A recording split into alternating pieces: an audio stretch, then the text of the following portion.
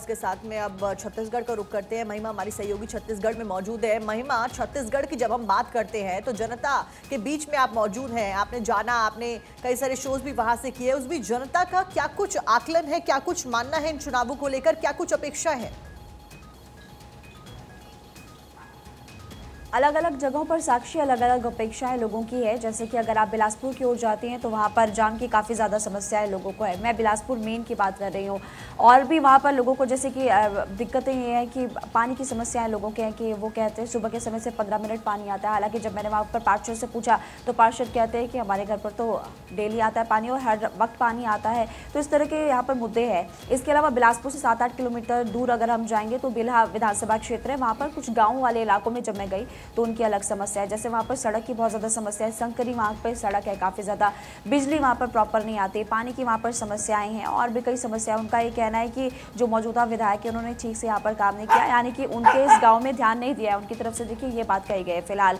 तो ये मैं आपको बता रही हूँ कुछ कुछ जगहों की बात। लेकिन अगर हम रायगढ़ की ओर जाते हैं तो वहाँ पर अलग समस्याएं लोगों की। इसीलिए जब आप अलग अलग विधानसभा क्षेत्र का दौरा करते हैं तो हर क्षेत्र के अपने एक मुद्दे हैं और उन्हीं मुद्दों को ध्यान में रखकर इस बार जो लोग हैं वो वोट करने वाले हैं। किसी का कहना है कि बीजेपी अच्छे से काम कर रही है, कोई कह रहा है कि कांग्रेस पार्टी अच्छे से काम कर रही है। अब देखते हैं कि आने वाले जो चुनाव है उसमें क्या होता है। लेकिन बहरहाल अभी मुद्दे सभी विधानसभा क्षेत्रों के अलग है और जाहिर तौर पर उन्हीं मुद्दों को ध्यान में रखते हुए इस बार लोग जो है वो वोट करने वाले हैं साक्षी यहाँ पर। बिल्कुल, और बहुत बखूबी आप उन मुद्दों को जान भी रही हैं महिमा, आप लोगों से बात भी कर रही हैं।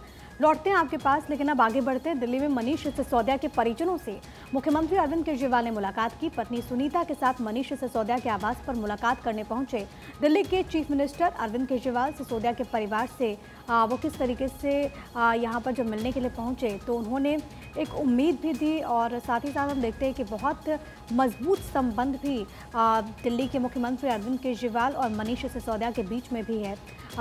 हम इससे पहले भी हम देखते हैं क्योंकि देखिए कानूनी शिकंजा तो यहाँ पर लगातार कसता जा रहा है पूर्व deputy chief minister Manish Sisodia के ऊपर। लेकिन क्योंकि त्यौहार का भी मौका है और ऐसे में घर वाले जब वहाँ पर थे तो उनसे मिलने के लिए मुख्यमंत्री अरविंद केजरीवाल पहुँचे। और चलिए दिल्ली के बाद अब बात कानपुर की। एक धमाके से लोग दहल गए कानपुर में। दरअसल पटाखे से भरे हुए झोले में अचानक से विस्फोट हो जाता है। किशोर की मौत हो जाती है, उसमें 4 घायल हो जाते हैं। एसपी बीबी जीटीएस मूर्ति का स्टेटमेंट इसके ऊपर सामने आया। उनका कहना है कि मृतक का पिता पटाखा विक्रेता था। आगे की जांच की जा रही है। अमर उजाला के प्लेटफॉर्म से ये खबर आप तक हम पहुंचा रहे हैं। कानपुर की एक खबर जिस एक धमाके की वजह से लोग दहल गए और कई सारी और भी खबरें हमने आपको बताई किस तरीके से पटाखे की फैक्ट्री की वजह से, पटाखे की दुकानों की वजह से कितना ज्यादा नुकसान हुआ है, आग लगने की वजह से, विस्फोट होने की वजह से। और एक ऐसी खबर कानपुर से भी सामने आई है।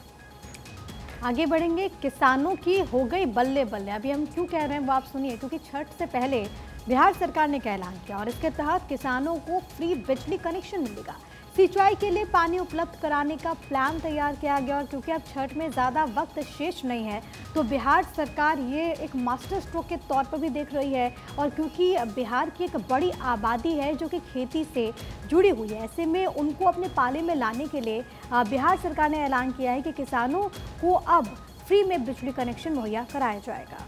और देखिए सबके बीच में त्योहारों को लेकर ट्रेनों में भीड़ उमड़ती हुई नजर आ रही है। छठ का हम जिक्र कर रहे थे प्रिया, और छठ मनाने जा रहे यूपी बिहार के लोग ट्रेनों में पैर रखने तक की जगह नहीं मिल रही है।